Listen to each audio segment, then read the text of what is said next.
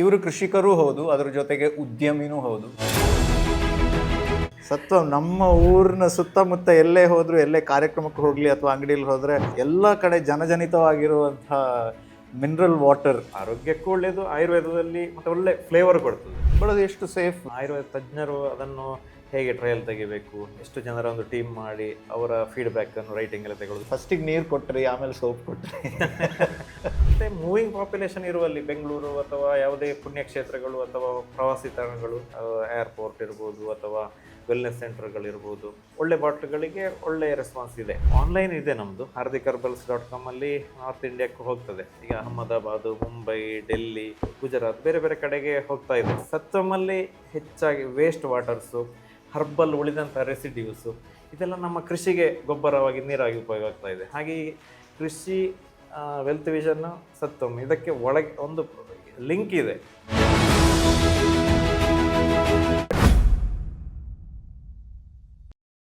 ಒಂದು ಹಳ್ಳಿಲಿ ಕೂತ್ಕೊಂಡು ಏನೆಲ್ಲ ಮಾಡ್ಬೋದು? ಈ ಪ್ರಶ್ನೆಗೆ ಇತ್ತೀಚಿನ ದಿನದಲ್ಲಿ ಬೇರೆ ಬೇರೆ ರೂಪದ ಉತ್ತರಗಳು ಬೇರೆ ಬೇರೆ ರೀತಿಯಲ್ಲಿ ಸಿಗ್ತವೆ. ಯಾಕಂದರೆ ಕೋವಿಡ್ ಲಾಕ್ಡೌನ್ ನಂತರ ಅದೆಷ್ಟೋ ಜನ ಹಳ್ಳಿಗೆ ಊರಿಗೆ ಬಂದು ಅದೇನೋ ಹೊಸತನ ಆರಂಭ ಮಾಡೋ ಪ್ರಯತ್ನಗಳನ್ನು ಮಾಡಿದ್ದಾರೆ. ಆದರೆ ನಾನು ಇವತ್ತು ಮಾತನಾಡ್ತಾ ಇರುವಂಥ ವ್ಯಕ್ತಿ ಅವರು ನಮ್ಮೂರಿನವರೇ. ನಾನು ಯಾವ ಊರಲ್ಲಿ ಇರ್ತೀರಿ, ಅದೇ ಬಡಕಿಲದ ಸುತ್ತಮುತ್ತ ಇಲ್ಲಿಂದ 1-2 ಕಿಲೋಮೀಟರ್ ದೂರದಲ್ಲೇ ಇರುವವರು. ಆ ಒಂದು ಹೆಮ್ಮೆ, ಆ ಪ್ರೀತಿ ಅವ್ರ ಮೇಲಿದೆ ನನಗೆ. ಅವರನ್ನು ಇವತ್ತಿನ ನಮ್ಮ dive deep with Badakila Pradeep ಕಾರ್ಯಕ್ರಮದಲ್ಲಿ ಮಾತನಾಡಿಸೋ ಮೂಲಕ ಒಂದೆಷ್ಟು ವಿಚಾರಗಳ ಬಗ್ಗೆ ಅವ್ರ ಹತ್ರ ಡಿಸ್ಕಸ್ ಮಾಡುವಂತಹ ಪ್ರಯತ್ನ. ಅವರು ಶ್ರೀಯುತ ಮುರಳೀಧರ್ ಅವರು. ನಮಸ್ಕಾರ. ನಮಸ್ತೆ. ಇವರು ಕೃಷಿಕರೂ ಹೌದು, ಅದರ ಜೊತೆಗೆ ಉದ್ಯಮಿನೂ ಹೌದು. ಅದು ಉದ್ಯಮದಲ್ಲಿ ಏನು ಮಾಡ್ತಿದ್ದಾರೆ ಅನ್ನೋದನ್ನು ನಾವು ನೋಡ್ತಾ ಹೋದರೆ ಬೇರೆ ಬೇರೆ ಅದರ ಅವಕಾಶಗಳನ್ನು, ಮಜಲುಗಳನ್ನು ಹುಡುಕ್ತಾ, ಅದರ ಜೊತೆಗೆ ಸಮಾಜ ಸೇವೆಯಲ್ಲೂ ಕೂಡ ತಮ್ಮನ್ನು ತಾವು ನಿರಂತರವಾಗಿ ತೊಡಗಿಸಿಕೊಂಡಿರುವಂಥ ವ್ಯಕ್ತಿ. ಸೊ ಅವ್ರ ಹತ್ರ ಮುಖ್ಯವಾಗಿ ನಾನು ಅವರನ್ನು ಇಲ್ಲಿಗೆ ಮಾತನಾಡೋದಕ್ಕೆ ಕರೆಯೋದಕ್ಕೆ ಮುಖ್ಯ ಕಾರಣ ಅವರು ನಮ್ಮ ಊರಿನವರು ಅನ್ನೋ ಒಂದು ಪ್ರೀತಿಯಿಂದ. ಅದಕ್ಕಿಂತ ಹೆಚ್ಚಾಗಿ ನೀವು ನಿರಂತರವಾಗಿ ನಿಮ್ಮನ್ನು ನೀವು ಈ ಎಲ್ಲ ಕಾರ್ಯಗಳಲ್ಲಿ ತೊಡಗಿಸಿಕೊಳ್ಳೋ ಒಂದು ಅದನ್ನು ನೋಡೋವಂಥದ್ದೇ ಒಂದು ಪ್ರೇರೇಪಣೆ ಎಲ್ಲರಿಗೂ ಕೂಡ. ಸೊ ಅದೊಂದು ಸ್ಫೂರ್ತಿ. ಆ ಕಾರಣಕ್ಕೆ ನಿಮ್ಮನ್ನು ಇಲ್ಲಿಗೆ ಕರೆಸುವ ಅನ್ನುವಂಥ ಯೋಚನೆ.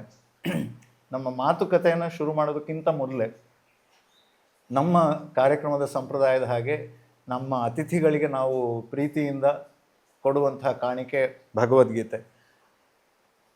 ಇದು ನಮ್ಮ ಕಿರು ಕಾಣಿಕೆ ನಿಮಗೆ.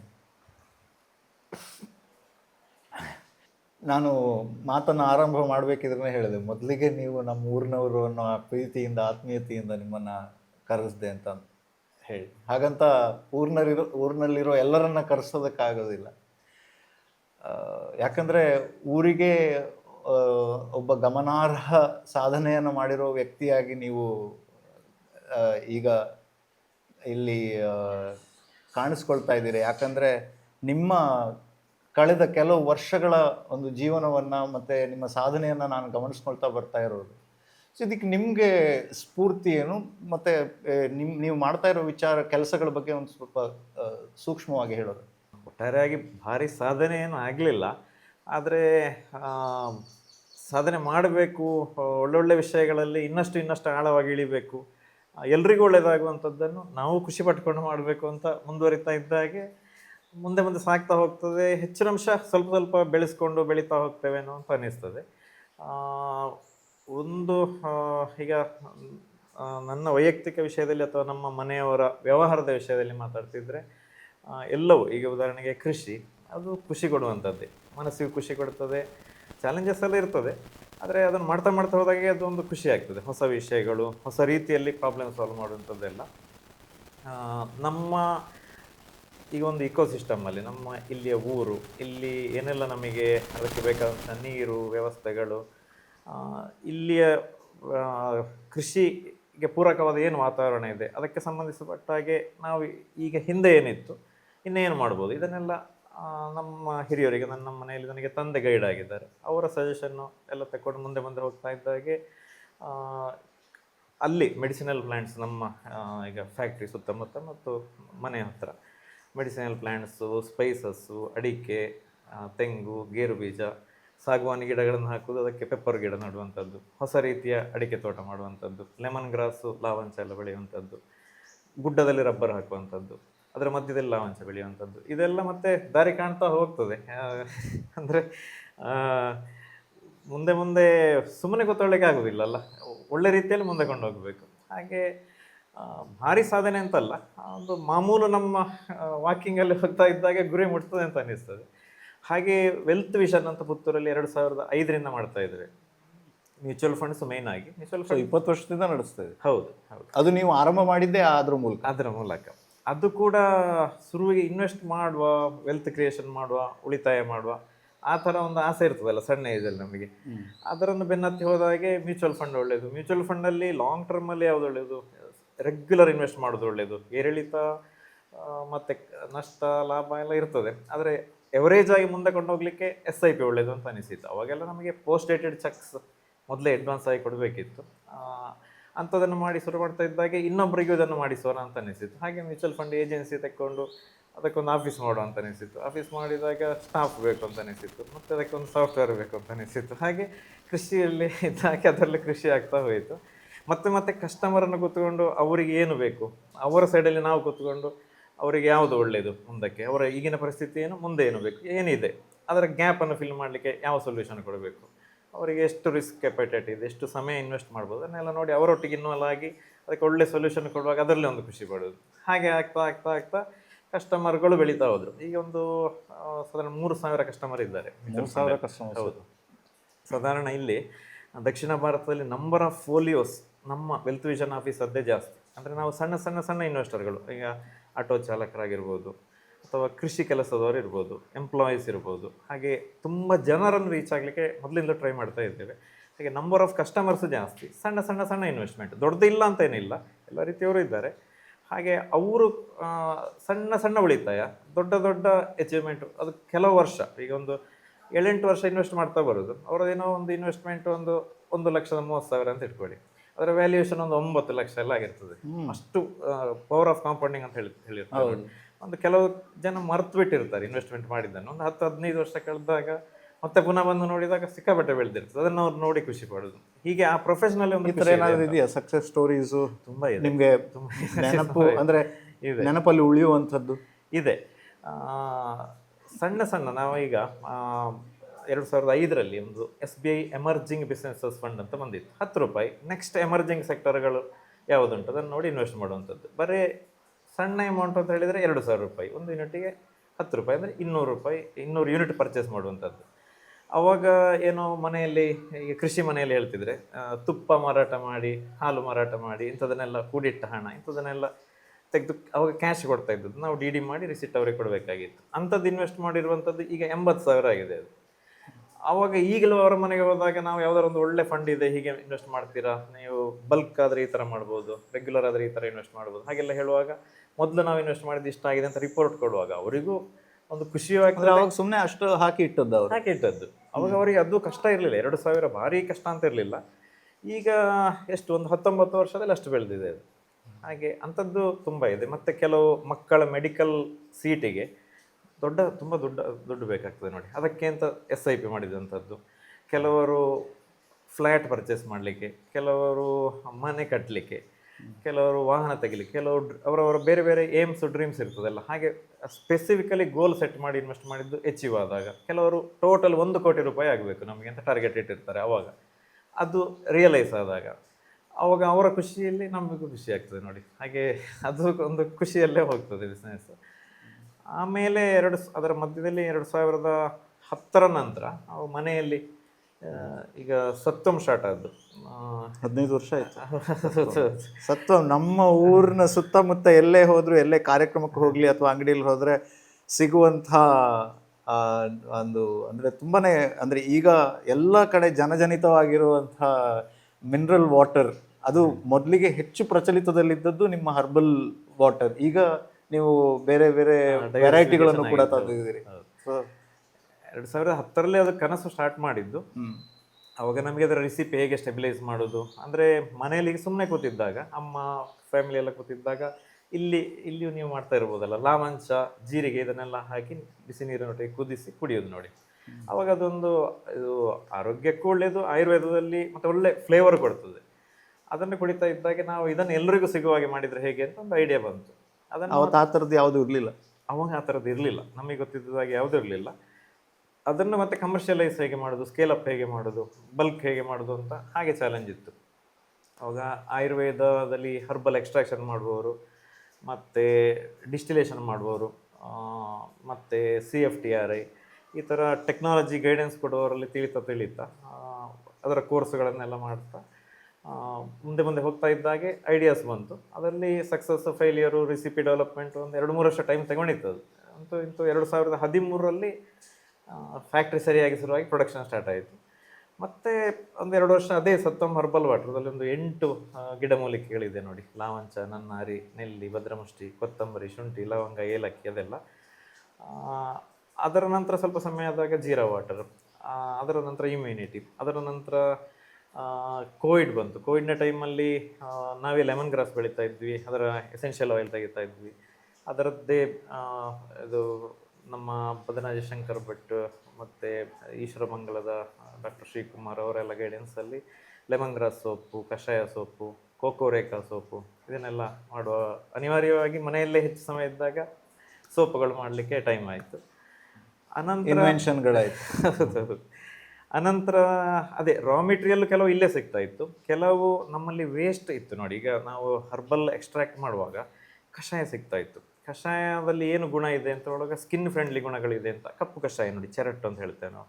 ಅದನ್ನು ಮುಸ್ಲಿಂ ಬಟ್ಟೆಯಲ್ಲಿ ಅರಿಸಿ ಅದಕ್ಕೆ ಪುನಃ ಕೆಲವು ನ್ಯಾಚುರಲ್ ಬೇರುಗಳ ಪೌಡರ್ಗಳನ್ನು ಹಾಕಿದಾಗ ಒಂದು ಸೋಪು, ಮತ್ತು ಎಸೆನ್ಷಿಯಲ್ ಆಯಿಲು, ಅರಸಿನ ಎಣ್ಣೆ, aloe vera gel, coconut oil base ಮಾಡಿದಾಗ ಕೋಕೋರೇಕಾ ಅಂತ ಇನ್ನೊಂದು ಸೋಪ್, ಅದಕ್ಕೆ ಪೇಟೆಂಟು ಸಿಕ್ಕಿದೆ ನಮಗೆ.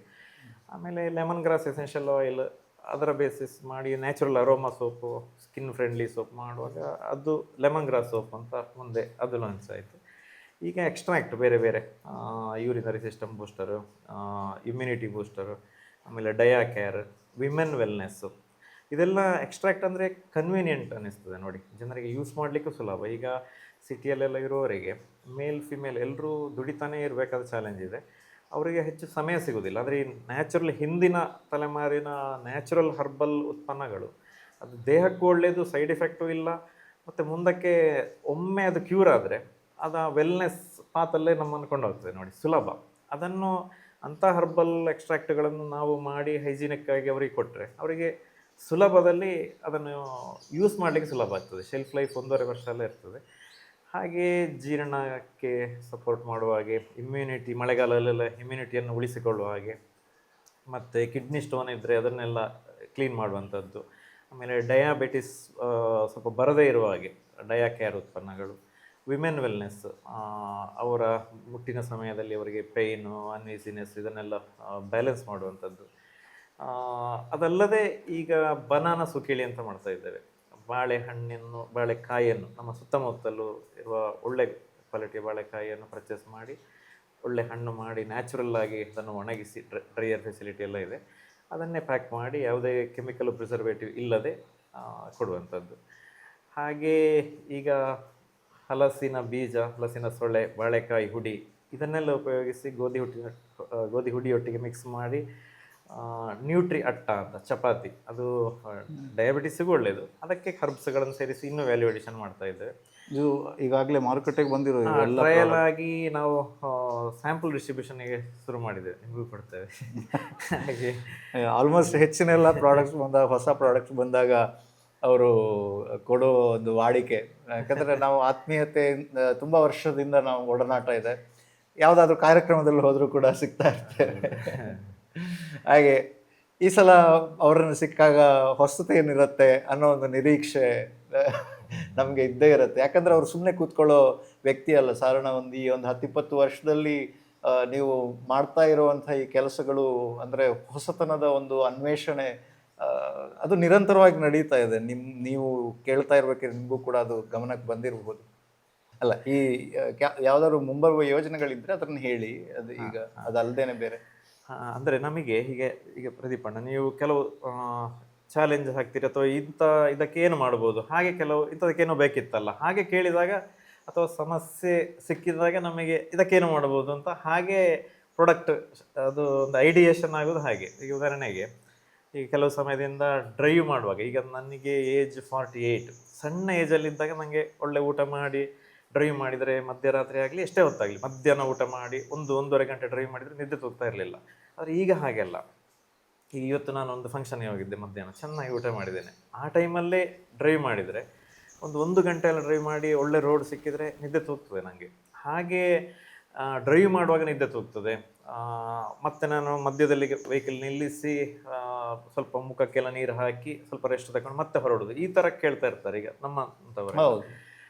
ಅದಕ್ಕೇನು ಮಾಡೋದು ಅಂತ ಆಗುವಾಗ ಇಲ್ಲಿ ಮಂಗಳೂರಲ್ಲಿ ಡಾಕ್ಟರ್ ಶ್ರೀವತ್ಸ ಭಾರದ್ವಾಜ್ ಮತ್ತು ಆಯುರ್ವೇದ ತಜ್ಞರು, ಅವರ ಶ್ರೀಮತಿಯವರು ಡಾಕ್ಟರ್ ಅನಸೂಯ ಭಾರದ್ವಾಜ್ ಅಂತ, ಅವರು ಅರೋಮಾ ಥೆರಪಿಸ್ಟು ಮತ್ತು ಎಸೆನ್ಷಿಯಲ್ ಆಯಿಲ್ಗಳನ್ನೆಲ್ಲ ಮಾಡ್ತಾರೆ.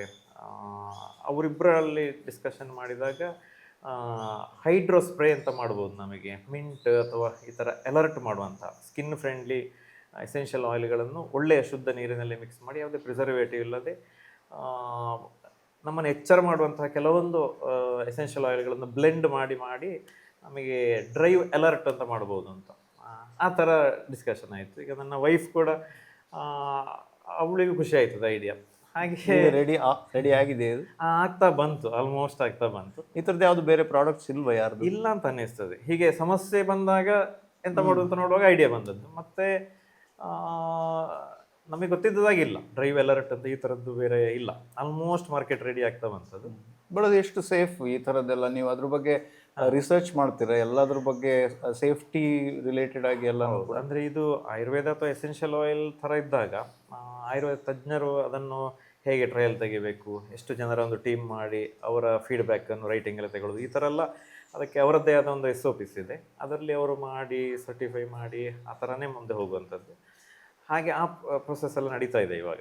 ಫ್ಲೇವರ್ ಇಂಪ್ರೂವ್ ಮಾಡುವಂಥದ್ದು, ಆಮೇಲೆ ಏನಾದರೂ ಸೈಡ್ ಎಫೆಕ್ಟ್ಸ್ ಇದೆಯಾ ಅಂತ ಒಂದು ಅದರ ಸೈನ್ಸ್ ಬ್ಯಾಕ್ಗ್ರೌಂಡ್ ನೋಡಿದಾಗಲೂ ಅವ್ರಿಗೆ ಗೊತ್ತಿರುತ್ತೆ ಯಾವುದಾದ್ರೂ ಎಲರ್ಜಿಕ್ ಸಿಂಪ್ಟಮ್ಸ್ ಈ ಎಸೆನ್ಷಿಯಲ್ ಆಯಿಲ್ಗಳ ಬ್ಲೆಂಡ್ಗಳಲ್ಲಿ ಇದೆಯಾ, ಎಷ್ಟು ಡೈಲ್ಯೂಷನ್ ಮಾಡಬೇಕು, ಆ ಥರ ಎಲ್ಲ ಅದನ್ನೆಲ್ಲ ಅವಾಯ್ಡ್ ಮಾಡಿ ಒಂದು ಅಜಾತ ಶತ್ರು ರೂಪಕ್ಕೆ ಅದನ್ನು ತಂದು ಆಮೇಲೆ ನಿಮ್ಮ ಹಾಗೆ ತುಂಬಾ ಇವರು ಈ ಕ್ಯಾಮ್ರಾ ಮುಂದೆ ಹೇಗಿದ್ದಾರೆ ಇಲ್ದಿದ್ರು ಹೀಗೇನೆ ತುಂಬಾನೇ ಸಾಫ್ಟ್ ನೇಚರ್ನವರು. ಅವರ ನಗುವಿನಲ್ಲೇ ನಮ್ಗೇನಾದ್ರು ಟೆನ್ಷನ್ ಇದ್ರೆ ಅವ್ರ ಹತ್ರ ಹೋಗಿ ಒಂದು ಸುಮ್ಮನೆ ಅವರ ನಗುವಿನಲ್ಲೇ ನಮ್ಮ ಅರ್ಧ ಟೆನ್ಷನ್ ಮರ್ತು ಹೋಗ್ಬಿಡುತ್ತೆ. ಅದೊಂದು ಹಾಗೇನಿಲ್ಲ, ಏನೋ ಒಂದು ಕೆಲಸದ ಮೇಲೆ ಬಿದ್ದಿರ್ತೀವಿ, ಮುಂದೆ ಹೋದಾಗ ಅದು ನ್ಯಾಚುರಲ್ ಆಗಿ ಹೋಗ್ತಾ ಇರ್ತದೆ. ಹಾಗೆ ಅಂತ ಲೆವೆಲ್ಗೆ ತಂದು ಅದನ್ನು ಲಾಂಚ್ ಮಾಡಬೇಕಾಗ್ತದೆ. ಯಾರಿಗೂ ಯಾವ ರೀತಿಯಲ್ಲಿ ತೊಂದರೆ ಆಗಬಾರ್ದಲ್ಲ, ಅಷ್ಟು ಟೆಸ್ಟಿಂಗ್ ನಡಿಬೇಕು. ಇದೀಗ 1 ವರ್ಷ ಆಯಿತು ನಾವು ಇದರ ಹಿಂದೆ ಬಿದ್ದದ್ದು. ಈಗ ಅಂತೂ ಸಾಧಾರಣ ಧೈರ್ಯ ಬಂತು. ಅಂತ ಕೆಲವು ಇನ್ನೋವೇಟಿವ್ ಪ್ರಾಡಕ್ಟ್ ಇನ್ನೂ ಮಾಡ್ತಾ ಇದ್ದೇವೆ. ನೀವು ಬರ್ತಾ ಅದನ್ನು ಯೂಸ್ ಮಾಡಿದ್ರೆ ಹೆಚ್ಚು ದೂರ ಇಲ್ಲ ಅಲ್ಲ, ಟ್ರೈ ಮಾಡ್ಕೊಂಡು. ಆದರೆ ಆ್ಯಕ್ಚುಲಿ ಇದನ್ನು ನಾವು ತಿಳಿತಾ ಇದ್ದಾಗೆ ಒಂದು ಸಣ್ಣ ಗ್ಯಾಪಿಗೆಲ್ಲ ನಿದ್ದೆ ಬರೋದಿಲ್ಲ ಅಂತ. ಹೌದು, ನಿಜ. ಸ್ವಲ್ಪ ಒಳ್ಳೆ ರೋಡ್ ಸಿಕ್ಕಿದಾಗ ಸ್ವಲ್ಪ ಹೆಚ್ಚು ಡ್ರೈವಿಂಗ್ ಸಿಕ್ಕಿದಾಗ, ಈವನ್ ಸ್ಟೂಡೆಂಟ್ಸ್ಗಳಿಗೆ ಕೂಡ ಹಾಸ್ಟೆಲಲ್ಲೆಲ್ಲ ಲೇಟ್ ನೈಟ್ ಸ್ಟಡಿ ಮಾಡ್ತಾರೆ ನೋಡಿ, ಓದೋದು ಬರೆಯೋದು, ಅವಾಗ ಅವರಿಗೆ ಎಕ್ಸಾಮ್ ಟೈಮಲ್ಲೆಲ್ಲ ಬೇಗ ನಿದ್ದೆ ಬರ್ತದೆ. ಅಂಥವ್ರಿಗೆ ಇದನ್ನು ಉಪಯೋಗ ಮಾಡ್ಬೋದು. ಡ್ರೈವ್ ಅಲರ್ಟ್ ಮಾತ್ರ ಅಲ್ಲ, ಇದು ಸ್ಟಡಿ ಅಲರ್ಟ್ ಕೂಡ ಇದೆ. ಮತ್ತೆ ಯಾಕೆ ಬರೀ ಡ್ರೈವ್ ಅಲರ್ಟ್ ಅಂತ ಹೆಸರು? ಮೇ ಬಿ ಲಾಂಚ್ ಮಾಡೋದಕ್ಕಿಂತ ಮೊದಲೇ ಸ್ವಲ್ಪ ಯೋಚನೆ ಮಾಡಬಹುದು. ಸರಿ ಅನ್ನಿಸ್ತದೆ. ಹಾಗೆ ಅಂತೂ ನಿಜವಾದ ಅಲರ್ಟ್. ಹೌದು, ನಿದ್ದೆ ಬರಬಾರ್ದು. ಹೌದೌದು, ಯಾವಾಗ ನಿದ್ದೆ ಬರಬಾರ್ದು ಅವಾಗ ಬಂದ್ರೆ ಅದನ್ನು ಮುಂದೂಡುವ ವ್ಯವಸ್ಥೆ ಹಾಗೆ ಅಂಥದ್ದು. ಆಮೇಲೆ ನಮಗೆ ಒಂದು ಖುಷಿ ಆಗೋದು, ಈಗ ನಮ್ಮದು ಒಂದು ತಂಡ ಇದೆ. ಮೊದಲು ನಾವು ಮಾತ್ರ ಇದ್ವಿ, ನನ್ನ ವೈಫ್ ನಾನು, ಸಣ್ಣ ತಂಡ ಇತ್ತು. ಈಗ ನಮ್ಮಲ್ಲಿ ಲ್ಯಾಬಿಗೆ ಇದ್ದಾರೆ, R&D ಮಾಡಲಿಕ್ಕಿದ್ದಾರೆ, ಮತ್ತು ಪ್ರೊಡಕ್ಷನ್ ಮ್ಯಾನೇಜರ್ ಇದ್ದಾರೆ, ಮಾರ್ಕೆಟಿಂಗಿಗೆ ಬೇರೆ ಇದ್ದಾರೆ, ಅಕೌಂಟ್ಸಿಗೆ ಇದ್ದಾರೆ. ಹಾಗೆ ಇನ್ನೋವೇಷನ್ ಮಾಡಲಿಕ್ಕೆ ಒಂದು ಟೀಮ್ ಇದೆ. ಹಾಗೆ ಅವರು ಕೂಡ ಇದರಲ್ಲಿ ತೊಡಗಿಸಿಕೊಂಡಿದ್ದಾರೆ. ಈಗ ನಮ್ಮ ಊರಿನ ರಾ ಮೆಟೀರಿಯಲ್ಸ್ಗಳನ್ನೇ, ಹಲಸು, ಮಾವು, ಇಲ್ಲೇ ಬೆಳೆಯುವ ಲೆಮನ್ ಗ್ರಾಸ್, ಇಂಥದ್ದನ್ನೇ ವ್ಯಾಲ್ಯೂ ಅಡಿಷನ್ ಮಾಡಿದರೆ ಒಂದು ಖುಷಿ ನೋಡಿ. ಅವಾಗ ನಮಗೆ ಸ್ವಲ್ಪ ಹೆಚ್ಚು ರೇಟ್ ಕೊಟ್ಟು ಇಲ್ಲಿ ಪರ್ಚೇಸ್ ಮಾಡಲಿಕ್ಕೂ ಆಗ್ತದೆ. ಅಂಥ ಐಟಮ್ಗಳನ್ನು ವ್ಯಾಲ್ಯೂ ಅಡಿಷನ್ ಮಾಡಿ ದೂರಕ್ಕೆ ಕಳಿಸ್ಲಿಕ್ಕೂ ಆಗ್ತದೆ. ಹಾಗೆ ದೂರ ದೂರಕ್ಕೆ ರೀಚ್ ಮಾಡಲಿಕ್ಕೆ ನಾವೀಗ ಒಂದು ಸತ್ತಮ್ ಕನೆಕ್ಟ್ ಅಂತ ಮಲ್ಟಿ ವೆಂಡರ್ ಇ ಕಾಮರ್ಸ್ ಒಂದು LLP ಮಾಡಿ ಅದನ್ನು ಸ್ಟಾರ್ಟ್ ಮಾಡ್ತಾ ಇದ್ದೇವೆ. ಅದರಲ್ಲಿ ನಮ್ಮದು ಮಾತ್ರ ಅಲ್ಲ, ನಮ್ಮ ಹಾಗೆ ಅಂತ ಅಂದ್ಕೊಳ್ಬೋದು, ಬೇರೆ ಬೇರೆ ರೂರಲ್ ಉತ್ಪನ್ನಗಳು ಅಥವಾ ಇನ್ನೋವೇಟಿವ್ ಐಟಮ್ಗಳು, ನಿಚ್ ಯುನಿಕ್ ಪ್ರಾಡಕ್ಟ್ಗಳು, ಮುಖ್ಯವಾಗಿ ಆಹಾರ ಪದಾರ್ಥಗಳು ಅಥವಾ ಯಾವುದೋ ಕಿಚನ್ ಎಕ್ವಿಪ್ಮೆಂಟ್ಸು, ಫಾರ್ಮಿಂಗ್ ಎಕ್ವಿಪ್ಮೆಂಟ್ಸ್, ಇಂಥದ್ದೆಲ್ಲ ಹೊಸ ರೀತಿಯ ಪ್ರಾಡಕ್ಟ್ಗಳನ್ನು ಅಥವಾ GI ಟ್ಯಾಗ್ ಮಾಡಿದ ಉತ್ಪನ್ನಗಳು, ವೇಸ್ಟಿಂದ ವೆಲ್ತ್ ಆಗಿ ಕನ್ವರ್ಟ್ ಮಾಡೋ ಉತ್ಪನ್ನಗಳು, ಇಂಥದ್ದನ್ನೆಲ್ಲ ಹೆಕ್ಕಿ ಈ ಪ್ಲ್ಯಾಟ್ಫಾರ್ಮ್ಗೆ ತಂದು ಕನೆಕ್ಟ್ ಮಾಡಲಿಕ್ಕೆ ಆ ಥರ multi vendor E commerce ready ಆಗ್ತಾ ಇದೆ. ಅದು ಕೂಡ ನಾವು ಎಷ್ಟು ಉತ್ಪನ್ನ ಮಾಡ್ಬೋದು, ಈಗ ನಾವು ಮಾತಾಡ್ತಾ ಇದ್ವಿ ಅಲ್ಲ, ಅದಕ್ಕೆ ಒಂದು ಲಿಮಿಟೇಷನ್ ಇದೆ. ಕೆಲವು ಮಾಡ್ಬೋದು, ಕೆಲವು ಮಾಡಿಸ್ಬೋದು ನಮ್ಮ ಬ್ರ್ಯಾಂಡ್. ನಿಮ್ಮನ್ನು ನಂಬಲಿಕ್ಕೆ ಆಗೋದಿಲ್ಲ. ಅದ್ರ ಲಿಮಿಟೇಷನ್ ಇದೆ ನೋಡಿ, ಲಿಮಿಟೇಷನ್ ಇದೆ. ಆದರೆ ಒಬ್ಬರೇ ಮಾಡ್ಲಿಕ್ಕೆ ಆಗೋದಿಲ್ಲ. ಟೀಮ್ ಸೈಲೆಂಟ್ ಆಗಿ ಒಂದೊಂದೇ ಲಿಸ್ಟಿಂದ ಹೊರಗೆ ಬತ್ತಳಿಕೆಯಿಂದ ಬಾಣಗಳು ಹೊರಗೆ ಬರ್ತಾ ಇದೆ. ಆದರೆ ಸುಮಾರೆಲ್ಲ ವಿಷಯ ಗೊತ್ತಿರಲಿಲ್ಲ. ಆದರೆ ಒಂದು ಟೀಮ್ ಮಾಡಿದಾಗ ನಮ್ಮ ಎಫಿಷಿಯನ್ಸಿಯ ಥರದವರನ್ನೇ ಕ್ರಿಯೇಟ್ ಮಾಡ್ತಾ ಹೋದಾಗ ಅವರು ಮಾಡ್ತಾ ಹೋಗ್ತಾರೆ. ಅವಾಗ ಅದು ಖಂಡಿತ ಇಲ್ಲ. ನೀವು ನಿಜ, ನೀವು ಈಗ ಹೇಳಿದ ವಿಷಯ ಸತ್ವಂ ಕನೆಕ್ಟ್ ಅನ್ನೋದು ಐ ಥಿಂಕ್ ಬೇರೆಯವರು ಕೂಡ ಈ ರೀತಿಯ ಪ್ರಯತ್ನಗಳನ್ನು ಮಾಡಿರಬಹುದು. ಆದರೆ ನಮ್ಮೂರಿನವರೇ ಈ ಥರ ಮಾಡ್ತಿದ್ದಾರೆ ಅನ್ನೋ ಒಂದು ಅಗೇನ್ ಅದೇ ಒಂದು ಹೆಮ್ಮೆ ಬೇರೆ ನಮಗೆ. ಮತ್ತೆ ಐ ಥಿಂಕ್ ಈ ಥರದ ಪ್ರಯತ್ನದಿಂದ ಒಂದಿಷ್ಟು ಜನ ಜೊತೆ ಆದರೆ ಅವರಿಗೂ ಕೂಡ ಒಂದು ಬೆಂಬಲವೂ ಕೂಡ ಸಿಗ್ತದೆ, ಬಲವೂ ಸಿಗ್ತದೆ. ಖಂಡಿತ. ಅಂದರೆ ಈಗ ಎಲ್ಲಿಯೋ ಒಂದು ಮಣಿಪುರದಲ್ಲಿ ಒಂದು ಲೆಮನ್ ಗ್ರಾಸ್ ಟೀ ಮಾಡ್ತಾರೆ, CCT ಅಂತ. ಇಲ್ಲೆಲ್ಲೂ ಇಲ್ಲ ಅಂತ ಅನಿಸ್ತದೆ ಅದು. ಅದನ್ನು ನಾವು ಈ ಪ್ಲ್ಯಾಟ್ಫಾರ್ಮ್ಗೆ ತಂದು ಇಲ್ಲಿ ಕೊಡ್ಬೋದು. ಅಥವಾ ಈ ಶಿರಸಿ ಅಲ್ಲೆಲ್ಲ ಈಗ ನಮ್ಮ ಡಾಕ್ಟರ್ ಮೋಹನ್ ತಲಕಾಲಗೊಪ್ಪ ಅಂತ ನೀವು ಕೇಳಿರ್ಬೋದು, ಆರ್ಟಿಕಲ್ ಬರೀತಾರೆ, ಸೀನಿಯರ್ ಸೈಂಟಿಸ್ಟು. ಅವರ ಶ್ರೀಮತಿಯವರು ಸೌಖ್ಯ ಮೋಹನ್ ಅಂತ ಇದ್ದಾರೆ. ಅವರದ್ದು ಕೆಲವು ಶಿರಸಿ ಸೈಡ್ ರೆಸಿಪಿಗಳೆಲ್ಲ ಇದೆ. ಅಲ್ಲಿ ಅವರಿಗೆ ಕೆಲವು ಕಾಂಟ್ಯಾಕ್ಟ್ಸ್ ಇದೆ. ಅವ್ರಿಗೆ ಕನೆಕ್ಟಿನಲ್ಲೇ ಅವರು ಕೂಡ ನಮಗೆ ಗೈಡ್ ಮಾಡ್ತಾ ಇದ್ದಾರೆ. ಅಲ್ಲಿಯ ಕೆಲವು ಉತ್ಪನ್ನಗಳನ್ನು ಇಲ್ಲಿ ತರೋದು, ಇಲ್ಲಿಯ ಕೆಲವು ಸ್ಪೆಷಲ್ ಅಲ್ಲಿ ಸೇಲ್ ಮಾಡೋದು. ಅಥವಾ ನಮ್ಮ ಕರ್ನಾಟಕ, ಕೇರಳ, ತಮಿಳುನಾಡು ಅಥವಾ ಉತ್ತರ ಭಾರತ ಕೆಲವು ಎಸೆನ್ಷಿಯಲ್ ಆಯಿಲ್ಸ್ಗಳು, ಹಾಗೆ ಕೆಲವು ವಿಶೇಷ ಉತ್ಪನ್ನಗಳನ್ನು ಪರಿಚಯ ಮಾಡಲಿಕ್ಕೂ ಆಗ್ತದೆ. ಇಲ್ಲಿ ತಯಾರಾದ ವಿಶೇಷ ಉತ್ಪನ್ನಗಳನ್ನು ಅಲ್ಲಿಗೆ ಸೇಲ್ ಮಾಡಲಿಕ್ಕೂ ಆಗ್ತದೆ. ಹಾಗೆ ನಮಗೆ ಮತ್ತೆ ಈ ಥರದ ಪ್ರಾಡಕ್ಟ್ಗಳನ್ನೇ ಸ್ವಲ್ಪ ಹುಡುಕುವ ಒಂದು ಆಸಕ್ತಿ ಇರೋದ್ರಿಂದ ಈ ಪ್ಲ್ಯಾಟ್ಫಾರ್ಮ್ ನಮಗೊಂದು ಖುಷಿ ಕೊಡ್ತಾ ಇದೆ. ಟೆಕ್ನಾಲಜಿ ಸಿಗ್ತದೆ. ಇದು ಯಾವಾಗಿಂದ ಅಂದರೆ ಈ ಯೋಚನೆ ಹುಟ್ಟಿದ್ದು ಮತ್ತೆ LLP ಆಗಿದ್ದು, ಆಮೇಲೆ ಯಾವಾಗ ಇದು ಕಾರ್ಯರೂಪಕ್ಕೆ ಬರೋಲ್ಲಿ? ಕೋವಿಡ್ ಟೈಮಲ್ಲೇ ಈ ಬಗ್ಗೆ ಆಲೋಚನೆ ಮಾಡ್ತಾ ಇದ್ದೆವು. ಅವಾಗೆಲ್ಲ ಈ ಮಲ್ಟಿ ವೆಂಡರ್ ಇ ಕಾಮರ್ಸು, ಈ ಥರದ ಡೆಲಿವರಿ ಸಿಸ್ಟಮ್ಸು, ಆ್ಯಪು ಎಲ್ಲ ಹೆಚ್ಚು ಯೂಸಿಗೆ ಬಂದದ್ದು ಅವಾಗ ನೋಡಿ. ಅವಾಗಲೇ ಆಸಕ್ತಿ ಇತ್ತು, ಮತ್ತು ನಮಗೆ ಅಷ್ಟು ಟೆಕ್ನಾಲಜಿ ಐಡಿಯಾ ಇರಲಿಲ್ಲ. ಈಗ ನಮಗೆ ಅದರ ಲಿಂಕ್ ಆಗ್ತಾ ಬಂತು, ಈಗ ಸ್ವಲ್ಪ ಧೈರ್ಯ ಬಂತು. ಹಾಗೆ ಈಗ ಅದು ಟೆಕ್ನಿಕಲಿ ಒಂದು ಹಂತಕ್ಕೆ ಬಂತು. ಇನ್ನು ಲಾಂಚಿನ ಹತ್ರ ಬರ್ತಾ ಇದೆ. ಇನ್ನೊಂದು 2-3 ತಿಂಗಳಲ್ಲಿ ಕಾರ್ಯಾರಂಭ ಮಾಡ್ಬೋದು ಅಂತ ಅನಿಸ್ತದೆ. All the best. ನಿಮ್ಮ ಅದ್ರ ಜೊತೆಗೆ ಇನ್ನೂ ಹಲವಾರು ಪ್ರಾಜೆಕ್ಟ್ಗಳು ಪ್ರಾಡಕ್ಟ್ಗಳು ಯೋಜನಾ ಹಂತದಲ್ಲಿ ಇರಬಹುದು, ಅದರ ಬಗ್ಗೆ ಡೌಟ್ ಇಲ್ಲ. ಸತ್ವಂ ಅದರಲ್ಲಿ ಈಗ ಹಲವಾರು ಪ್ರಾಡಕ್ಟ್ಸ್ ಬಂದಿದೆ. ಫಸ್ಟಿಗೆ ನೀರು ಕೊಟ್ರಿ, ಆಮೇಲೆ ಸೋಪ್ ಕೊಟ್ರಿ, ಉಲ್ಟಾ ಆಗಬೇಕಿತ್ತು ಅಲ್ವಾ? ಅದಲ್ಲದೆ ಬೇರೆ ಬೇರೆ ಪ್ರಾಡಕ್ಟ್ಸನ್ನೆಲ್ಲ ಇವಾಗ ತಂದಿದ್ದೀರಿ. ಸೊ ಇದರಲ್ಲಿ ಒಂದು ಮುಖ್ಯ ಒಂದು ಥೀಮನ್ನು ನೀವು ಇಟ್ಕೊಂಡಿದ್ದೀರಿ. ಅಂದರೆ ಅದು ನಮ್ಮ ಸುತ್ತಮುತ್ತ ಇರುವಂಥ ಪ್ರಾಡಕ್ಟ್ಸನ್ನೇ ಜಾಸ್ತಿ ಬಳಸ್ಕೊಂಡು ಅದರಿಂದ ಏನೋ ಒಂದನ್ನು, ಅಂದರೆ ಅದೇ ವ್ಯಾಲ್ಯೂ ಅಡಿಷನನ್ನು ಮಾಡಬೇಕು ಅನ್ನೋ ಇದನ್ನು. ಈ ಥೀಮ್ ಅಂದರೆ ಹೀಗೆ ನಿಮಗೆ ಏನು ನ್ಯಾಚುರಲ್ ಆಗಿ ಇದು ನಿಮಗೆ ಕಾನ್ಸೆಪ್ಟ್ ಬಂತ ಮೈಂಡಲ್ಲಿ, ಅಥವಾ ಹೇಗಿದು ಅದಕ್ಕೆ ಸ್ಫೂರ್ತಿ?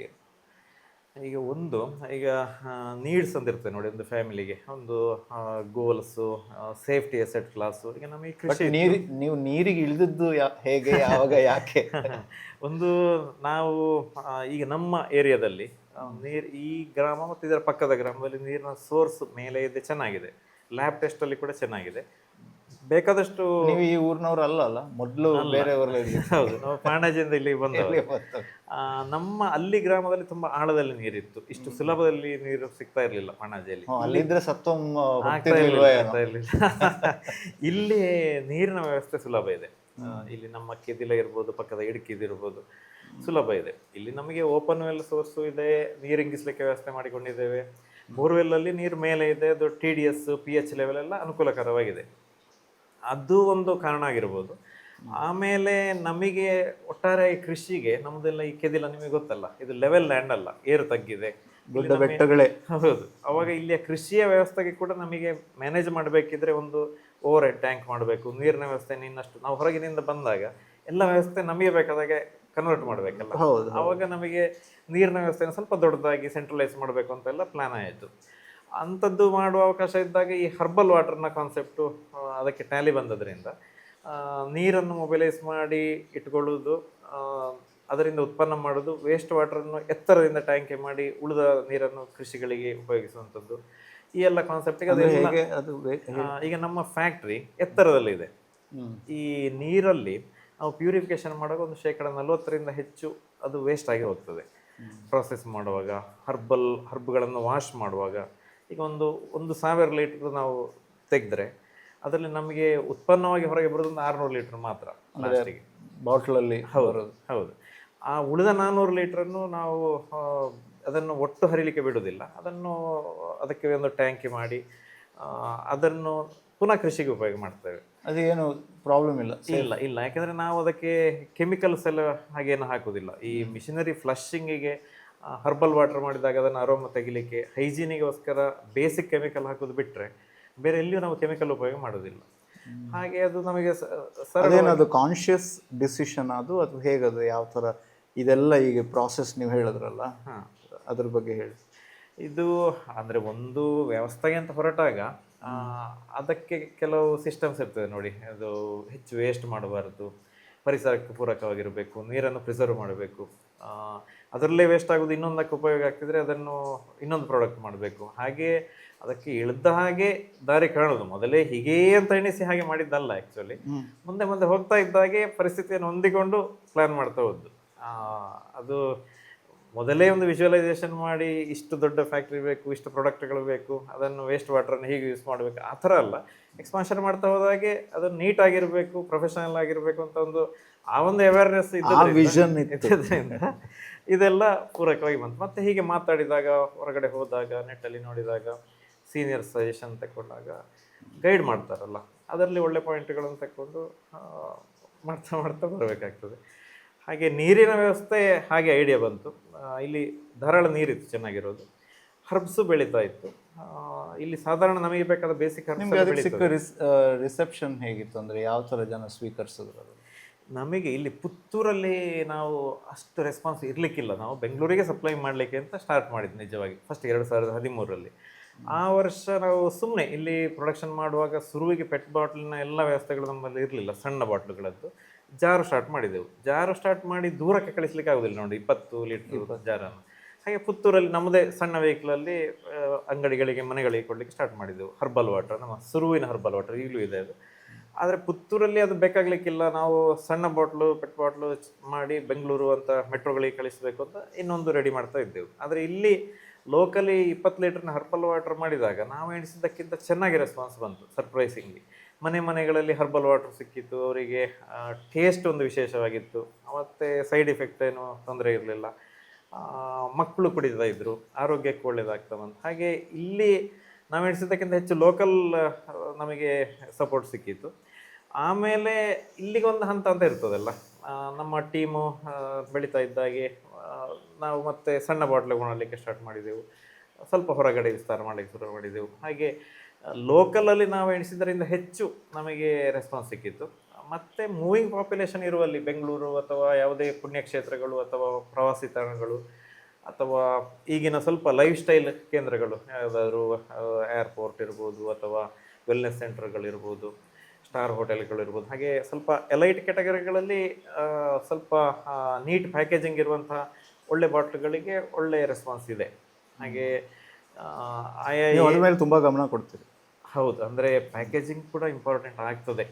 ಮೊದಲು ನಾವು ಪ್ರಾಡಕ್ಟ್ಗಳಿಗೆ ಹೆಚ್ಚು ಗಮನ ಕೊಡ್ತಾ ಇದ್ದೇವೆ. ಅದರ ರಿಫೈನ್ಮೆಂಟ್ಸು, ಶೆಲ್ಫ್ ಲೈಫು, ಟೇಸ್ಟು, ಆಯುರ್ವೇದಿಕ್ ಗುಣಗಳು, ಇದಕ್ಕೆ ಹೆಚ್ಚು ಕೊಡ್ತಾ ಇದ್ದೆವು. ಈಗ ಅದು ಕೊಡೋದು ಮಾತ್ರ ಅಲ್ಲ, ಪ್ಯಾಕೇಜಿಂಗು ಕೂಡ ಡಿಸೈನು, ಪ್ಯಾಕೇಜಿಂಗು, ಅದನ್ನು ರ್ಯಾಪ್ ಮಾಡುವಂಥದ್ದು, ಫೈನಲ್ ಔಟ್ಸೈಡ್ ಪ್ಯಾಕೇಜಿಂಗ್ ಎಲ್ಲ ಕೌಂಟ್ ಆಗ್ತದೆ.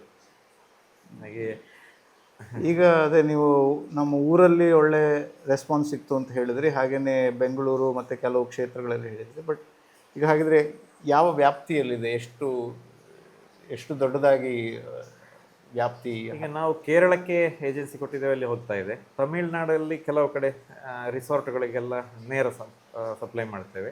ಬೆಂಗಳೂರಲ್ಲಿ ಸೆಂಟ್ರಲೈಸ್ಡ್ ಗೋಡೌನ್ ಇದೆ, ಅಲ್ಲಿಂದ ಸಪ್ಲೈ ಮಾಡಲಿಕ್ಕೆ ಶುರು ಮಾಡಿದ್ದೇವೆ. ಮಂಗಳೂರು, ಉಡುಪಿ ಕಡೆಗಳಲ್ಲೂ ಪ್ರಾರಂಭವಾಗಿದೆ. ಹಾಗೆ ಕಿನ್ನಿಗೋಳಿ ಹೇಳುವಲ್ಲಿ ನಾವೊಂದು ಕೆಲವು ಜನ ಸೇರಿಕೊಂಡು ಅಲ್ಲಿ ನಡೀತಾ ಇರೋ ಒಂದು ಯೂನಿಟನ್ನು ತೆಕ್ಕೊಂಡು ಅಲ್ಲಿ ಸತ್ವಂ ಹೆಸರಲ್ಲೇ ಹರ್ಬಲ್ ವಾಟ್ರು ಮತ್ತು ಪ್ಯಾಕೇಜ್ ಡ್ರಿಂಕಿಂಗ್ ವಾಟ್ರು ತಯಾರು ಮಾಡಲಿಕ್ಕೆ ಸ್ಟಾರ್ಟ್ ಮಾಡಿದ್ದೇವೆ. ಅಲ್ಲಿಂದ ನಮಗೆ ಉಡುಪಿ ಮತ್ತು ಮಂಗಳೂರಿಗೆ ಆ ಏರಿಯಾಕ್ಕೆ ಮೂಡಬಿದ್ರೆ ಕಾರ್ಕಳದಲ್ಲಿ ಕೊಡಲಿಕ್ಕೆ ಸುಲಭ ಆಗ್ತಾ ಇದೆ. ಯಾಕಂದರೆ ಇದು ನೀರಿನ ಉತ್ಪನ್ನಗಳ ತೂಕ ಜಾಸ್ತಿ ನೋಡಿ, ಟ್ರಾನ್ಸ್ಪೋರ್ಟೇಷನ್ನೇ ದೊಡ್ಡ ವಿಷಯ, ಅದರ ವ್ಯಾಲ್ಯೂ ಕಡಿಮೆ, ಆದರೆ ತೂಕ ಜಾಸ್ತಿ ಇರೋದ್ರಿಂದ ಶಿಪ್ಮೆಂಟ್ ಕಾಸ್ಟ್ ಜಾಸ್ತಿ. ಆದ ಕಾರಣ ನಾವು ಇಲ್ಲಿಂದ ದೂರಕ್ಕೆ ಕಳಿಸಿದಾಗ ನಮಗೆ ಕಾಸ್ಟ್ ಜಾಸ್ತಿ ಆಗ್ತದೆ. ಹಾಗೆ ಆಯಾ ಏರಿಯಾದಲ್ಲಿ, ಇನ್ನು ಬೆಂಗಳೂರಂಥ ಏರಿಯಾದಲ್ಲಿ ಕೂಡ ನಾವು ಅಲ್ಲಲ್ಲೇ ಪ್ರೊಡಕ್ಷನ್ ಮಾಡಲಿಕ್ಕೆ ಅಲ್ಲೇ ಎಂಟರ್ಪ್ರನರ್ಗಳನ್ನು ಡೆವಲಪ್ ಮಾಡಿ ಫ್ರಾಂಚೈಸಿ ಕೊಡುವ ಐಡಿಯಾದಲ್ಲೂ ಇದ್ದೇವೆ. ಯಾಕಂತ ಹೇಳಿದರೆ ನಮಗೆ ಇಲ್ಲಿ ಹರ್ಬಲ್ ಎಕ್ಸ್ಟ್ರಾಕ್ಷನ್ನು, ವ್ಯಾಕ್ಯೂಮ್ ಡಿಸ್ಟಿಲೇಷನ್ನು ಇಂಥ ಒಂದು 7-8 ಫ್ಯಾಕ್ಟ್ರಿಗಳನ್ನು ಮಾಡುವಷ್ಟು ಎಕ್ಸ್ಟ್ರಾ ಕೆಪಾಸಿಟಿ ಇದೆ. ಹಾಗೆ ಈಗ ಮಾಡಿರೋ ಹೊಸ ಫೆಸಿಲಿಟಿ. ಹೌದು ಹೌದು. ಈಗ ಇಲ್ಲಿ ನಾವು ಮೊದಲು ಸಣ್ಣ ಡಿಸ್ಟಿಲೇಷನ್ 2 ವರ್ಷ ಹಿಂದೆ ಆರಂಭ ಮಾಡಿದ್ರೆ. ಹಾಗೆ ಕಿನ್ನಿಗೋಳಿಯ ಅನುಭವದಲ್ಲಿ ನಮಗೆ ಒಂದು ಏರಿಯಾ, ಒಂದು 200-300 ಕಿಲೋಮೀಟರ್ ವ್ಯಾಪ್ತಿಗೆ ಒಂದು ಏರಿಯಾದಲ್ಲಿ ಯಾರಾದರೂ ಇದೊಂಥರ ನಿಮಗೆ ಯೂಸ್ ಕೇಸ್ ಸಿನಾರಿಯೋ ಥರ ಆಯಿತು ಅನ್ಸುತ್ತೆ. ಹೌದು ಹೌದು. ಹಾಗೆ ಅಲ್ಲಲ್ಲೇ ಪ್ರೊಡಕ್ಷನ್ ಯೂನಿಟ್ ಇದ್ದರೆ ಮಾರ್ಕೆಟಿಂಗ್ ಮೊದಲು ಮಾಡ್ಕೋಬೇಕು.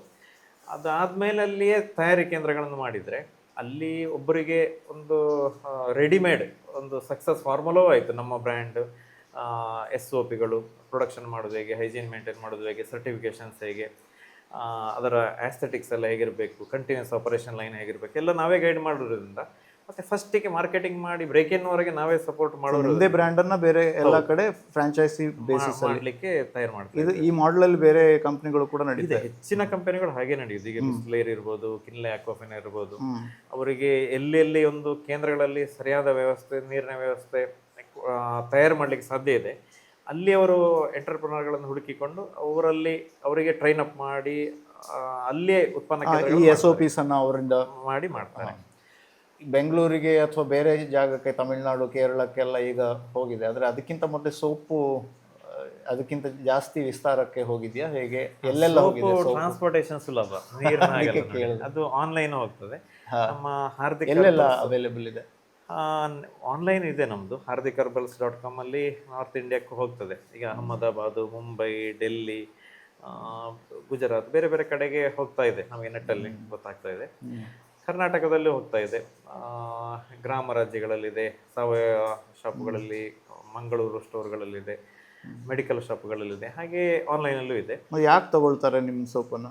ಸ್ವಲ್ಪ ಆಯುರ್ವೇದ ಹರ್ಬಲ್ ಉತ್ಪನ್ನಗಳ ಬಗ್ಗೆ ಒಲವು ಜಾಸ್ತಿ ಇರೋರು ಇದನ್ನು. ಯಾಕಂದ್ರೆ ನೀವು ಅಲ್ಲಿ ಅಷ್ಟು ಮಾರ್ಕೆಟಿಂಗ್ ಮಾಡಿರೋದಿಲ್ಲ ಅಲ್ಲ, ಅದಕ್ಕೆ. ಹೌದು, ಹೊಸ ಬ್ರ್ಯಾಂಡು. ಫಸ್ಟಿಗೆ ಸ್ವಲ್ಪ ಆಯುರ್ವೇದ, ನ್ಯಾಚುರಲ್, ಹರ್ಬಲ್ ಇಂಥ ಆಸಕ್ತಿ ಇರುವವರು ಸರ್ಚ್ ಮಾಡಿ ಅಥವಾ ಯಾರೋ ಯೂಸ್ ಮಾಡಿದವರು ಹೇಳೋದನ್ನು ಕೇಳಿ ಅವರು ಒಬ್ರಿಗೊಬ್ರು ಹೇಳಿ ತಗೊಳ್ತಾರೆ. ಬರೀ ಅಂದರೆ ನೆಟ್ಟಲ್ಲಿ ರಿವ್ಯೂ ನೋಡ್ತಾರೆ, ಆದರೂ ಸ್ವಲ್ಪ ಅನುಭವಿಸಿ. ನಾವೀಗ ಉದಾಹರಣೆಗೆ ಬೇರೆ ಬೇರೆ ಕಡೆ ಸ್ಟಾಲ್ ಹಾಕ್ತೇವೆ, ಬೆಂಗಳೂರಲ್ಲಿ ಅಥವಾ ಬೇರೆ ಬೇರೆ ಕಡೆ, ಅಂತಲ್ಲಿ ತಕ್ಕೊಂಡು ಅದು ಗೊತ್ತಾಗಿ ಇನ್ನೊಬ್ಬರಿಗೆ ಹೇಳಿ, ಹಾಗೆ ಸ್ವಲ್ಪ ಗೊತ್ತಿದ್ದು ವರ್ಡ್ ಆಫ್ ಮೌತ್ ಆ್ಯಡಲ್ಲಿಯೂ ಬೆಳೀತದೆ.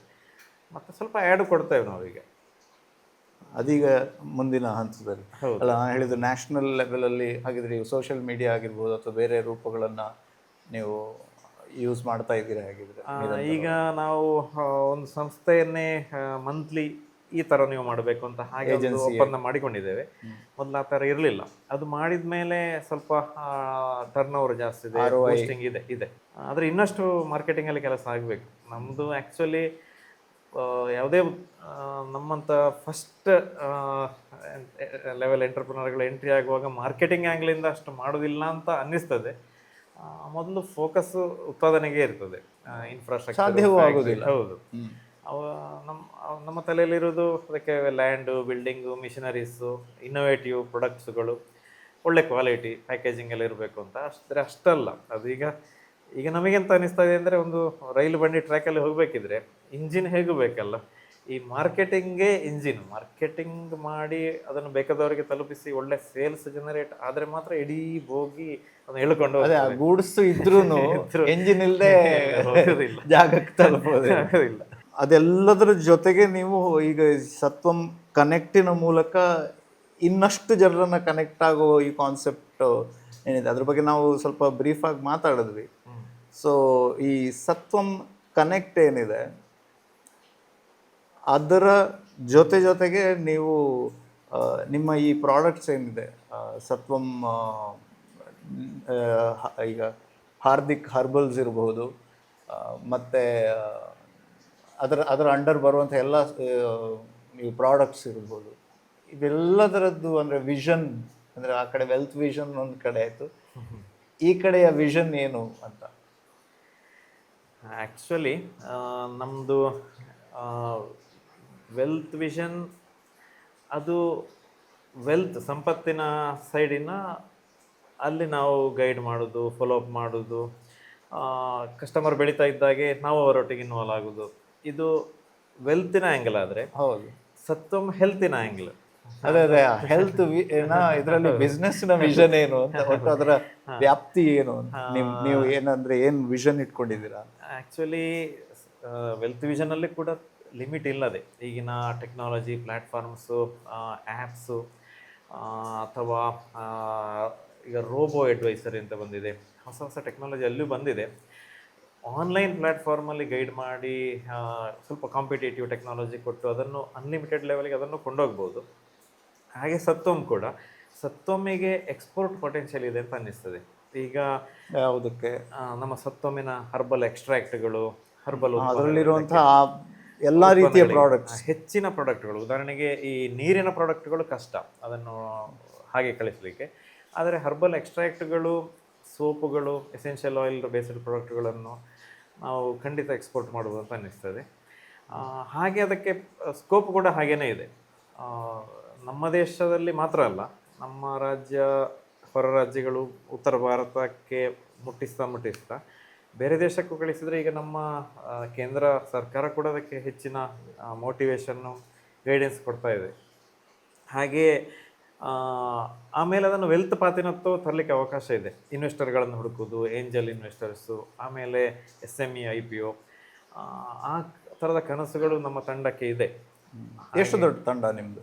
ನಮ್ಮದೀಗ 22 ಜನ ಇದ್ದೇವೆ, ಸಣ್ಣ ತಂಡ. ಆದರೆ ಎಲ್ಲ ಕ್ವಾಲಿಫಿಕೇಷನ್ಸ್ ಇದ್ದವರು. ಕೆಲವರು ಕೋವಿಡ್ ಟೈಮಲ್ಲಿ ಬೆಂಗಳೂರಲ್ಲೆಲ್ಲ ಫಾರ್ಮಾ ಕಂಪನಿಯಲ್ಲಿ ಕ್ವಾಲಿಟಿ ಕಂಟ್ರೋಲ್ ಮಾಡ್ತಾ ಇದ್ದವರು ಊರಲ್ಲೇ ಬರಬೇಕು ಅಂತ ಇಲ್ಲಿ ಬಂದು ಸೇರಿ ನಮ್ಮೊಟ್ಟಿಗೆ ಬೆಳೀತಾ ಇದ್ದಾರೆ. ಕೆಲವರು ಮೆಕ್ಯಾನಿಕಲ್ ಇಂಜಿನಿಯರು, ಬೇರೆ ಕಡೆ ಪ್ರೊಡಕ್ಷನ್ ಸೂಪರ್ವೈಸರ್ ಆಗಿದ್ದವರು ಇಲ್ಲಿ ಬಂದು ಪ್ರೊಡಕ್ಷನ್ ಮ್ಯಾನೇಜರ್ ಆಗಿ, ಆಮೇಲೆ ಇಲ್ಲಿ ಮದುವೆ ಆಗಿ ಸೆಟ್ಲ್ ಆಗಿ ಅವರ ಮನೆಗೆ ಒಂದು ಆಶ್ರಯ ಕೊಟ್ಟಾಗೂ ಆಯಿತು, ನಮ್ಮ ಕಂಪನಿಗೆ ಒಂದು ಹೆಗಲು ಕೊಡಲಿಕ್ಕೂ ಆಯಿತು.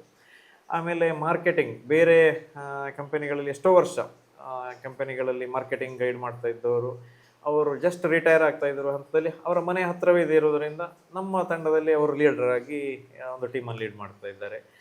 ಆಮೇಲೆ ಚಾರ್ಟರ್ಡ್ ಅಕೌಂಟೆಂಟ್ ಜೊತೆಗಿದ್ದ ಅಕೌಂಟ್ಸ್ ಎಲ್ಲ ಮ್ಯಾನೇಜ್ ಮಾಡುವವರು ಇಲ್ಲಿ ಹತ್ತಿರ ಅಂತ ಇಲ್ಲಿ ಬಂದು, ಹಾಗೆ ಊರಿಗೆ ಬಂದು ಸೆಟ್ಲ್ ಆಗುವಂಥವರು ಕೆಲವರು ಸೇರಿ ನಮಗೆ ಹೊರಗಡೆ ಅನುಭವವು ನಮಗೆ ಬಂದಿದೆ ಇಲ್ಲಿ.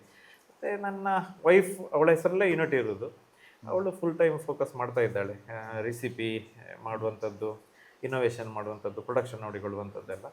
ಮತ್ತು ITI ಡಿಪ್ಲೊಮಾ ಮಾಡಿದಂಥ ಹುಡುಗರು ಕೂಡ ಇಲ್ಲಿ ವಿಟ್ಲ, ನಿಮ್ಮ ಹೆಸರಲ್ಲಿ ಏನಿದೆ? ನೀವು ಯಾವುದೆಲ್ಲ ಮಾಡ್ತೀರಿ? ಅಂದರೆ ವೆಲ್ತ್ ವಿಷನ್ ಮಾತ್ರವಾ ಅಥವಾ LLP ಅಲ್ಲಿ ಯಾರೆಲ್ಲ ಇದ್ದಾರೆ? ಇಲ್ಲಿ ವೆಲ್ತ್ ವಿಷನ್ ಮೊದಲೇ ಅದು ನನ್ನ ಹೆಸರಲ್ಲೇ ಇದೆ. ಸೊ ಹಾಗಿದ್ರೆ ಫುಲ್ ಎಲ್ಲ ಫ್ಯಾಮಿಲಿಯವರೇ ಇದರಲ್ಲಿ ಸಂಪೂರ್ಣವಾಗಿ ಇನ್ವಾಲ್ವ್? ಹೌದು. ಹಾರ್ದಿಕ್ ಹರ್ಬಲ್ಸ್ ನನ್ನ ವೈಫ್ ಹೆಸರಲ್ಲಿದೆ. ಸತ್ವಂ ಕನೆಕ್ಟ್ LLP ಮೀರಾ ಮತ್ತು ಇದು ಶ್ರೀಮತಿ ಸೌಖ್ಯ ಮೋಹನ್ ಅವರಿಬ್ಬರ ಪಾರ್ಟ್ನರ್ಶಿಪ್ಪಲ್ಲಿದೆ. ಅವರಿಬ್ಬರು ರೆಸಿಪಿ ಮಾಡೋದಲ್ಲಿ ಅವರು ಜೊತೆಗೆ ಕೆಲಸ ಮಾಡ್ತಾ ಇದ್ದಾರೆ. ಅಂದರೆ ಅವ್ರು ಮಾತ್ರನಾ ಅಂದರೆ ಅವ್ರ ಜೊತೆ ನೀವೆಲ್ಲ ಸೇರ್ಕೊಂಡು ಮಾಡಿ? ನಮ್ಮ ಸಪೋರ್ಟ್ ಅಂತ ಇದ್ದೇ ಇರ್ತದೆ. ನಾನು ಮಾತ್ರ ಅಲ್ಲ, ನಮ್ಮ ಈ ಹಾರ್ದಿಕ್ ಹರ್ಬಲ್ ತಂಡ ಕೂಡ ಸತ್ವಂ ಕನೆಕ್ಟಿಗೆ ಸಪೋರ್ಟ್ ಮಾಡ್ತಾ ಇದೆ. ಹಾಗೆ ಎಲ್ಲದಕ್ಕೂ ಈಗ ನಮ್ಮ ಕೃಷಿಗೆ ನೋಡುವಾಗ ಅಲ್ಲಿ ತಂದೆ ಗೈಡೆನ್ಸ್ ಎಲ್ಲ ಇದೆ. ಇದೆಲ್ಲ ಈಗ ಹೆಲ್ತ್, ವೆಲ್ತ್, ಕೃಷಿ ಎಲ್ಲ ಒಂದಕ್ಕೊಂದು ಇಂಟರ್ಲಿಂಕ್ ಆಗಿದೆ ನೋಡಿ. ಈ ನಾವು ಸೇವ್ ಮಾಡಿದ ಇನ್ವೆಸ್ಟ್ಮೆಂಟ್ ಇಲ್ಲಿಗೆ ಕ್ಯಾಪಿಟಲ್ ಆಗಿ ಯೂಸ್ ಆಗ್ತಾ ಇದೆ. ಈಗ ವೆಲ್ತ್ ವಿಷನಲ್ಲಿ ನಾವು ಬೇರೆಯವರಿಗೆ ನಮ್ಮ ಕ್ಲೈಂಟ್ಗಳಿಗೆ ಗೈಡ್ ಮಾಡಿದಾಗೆ ನಾವು ಮೊದಲು ಇನ್ವೆಸ್ಟ್ ಮಾಡ್ತಾ ಇದ್ದೇವೆ. ನಾವು ಅದನ್ನ ಇಲ್ಲಿ ಇಲ್ಲಿ ಪ್ರಾಕ್ಟಿಕಲ್ ಆಗಿ ಅದನ್ನೇ ಅಲ್ಲಿ ಗ್ರೋತ್ ಆದನ್ನು ಇಲ್ಲಿಗೆ ಹಾಕ್ತಾ ಬಂದೆವು. ಹಾಗೆ ಇಲ್ಲಿಯ ಕಸ್ಟಮರ್ಗಳು ವೆಲ್ತ್ ವಿಷನ್ನ ಕಸ್ಟಮರ್ ಕೂಡ ಕಾಮನ್ ಕಸ್ಟಮರ್ಸ್, ಅಲ್ಲಿಯ ಕಸ್ಟಮರ್ಗಳು ಇಲ್ಲಿಗೆ ಬರ್ತಾ ಇದ್ದಾರೆ.